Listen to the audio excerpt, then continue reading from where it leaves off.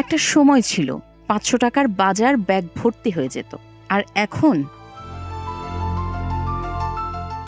বাজারে ঢুকলেই যেন বুকের ভেতর কাজ করে চাপা আতঙ্ক। চাল, ডাল, তেল, পেঁয়াজ, ফলমূল, প্রতিদিনের বেঁচে থাকার সবচেয়ে জরুরি জিনিসগুলো কিনতেই হিমশিম খাচ্ছে সাধারণ মানুষ। ঠিক এমন সময় সামনে এলো নতুন এক খবর, যা আরও বাড়িয়ে দিতে পারে আপনার সংসারের খরচ। পারফেক্ট ব্লেন্ডার ফ্রেশ মশলা, ভালোবাসার স্বাদ অটুট থাক।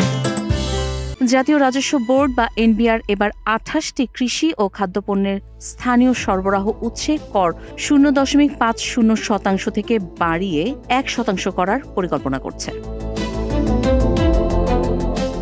এই তালিকায় আছে চাল, গম, আলু, পেঁয়াজ, মসুর ডাল, ভোজ্য তেল, চিনি, ফলসহ বহু পরিচিত পণ্য।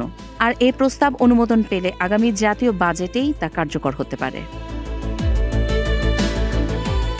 কিন্তু প্রশ্ন হচ্ছে, এই বাড়তি করের বোঝা শেষ পর্যন্ত কে বহন করবে?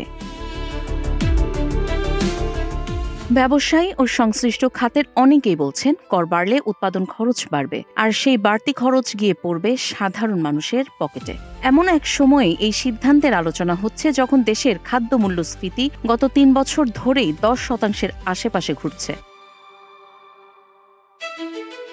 বাংলাদেশ কোল্ড স্টোরেজ অ্যাসোসিয়েশনের সাবেক সভাপতি মোস্তফা আজাদ চৌধুরী বাবু বলছেন, বাস্তবে একবার করের টাকা এনবিআর এর কাছে গেলে তা ফেরত পাওয়া যায় না, তাই ব্যবসায়ীরা সেটিকে খরচ হিসেবেই ধরে পণ্যের দামের সঙ্গে যোগ করেন।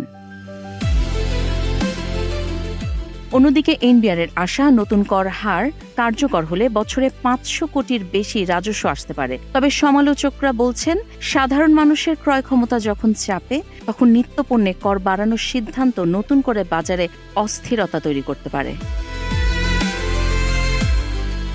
এখন সবার চোখ আসন্ন বাজেটের দিকে, কারণ এই সিদ্ধান্ত বদলে দিতে পারে আপনার প্রতিদিনের বাজারের হিসাব।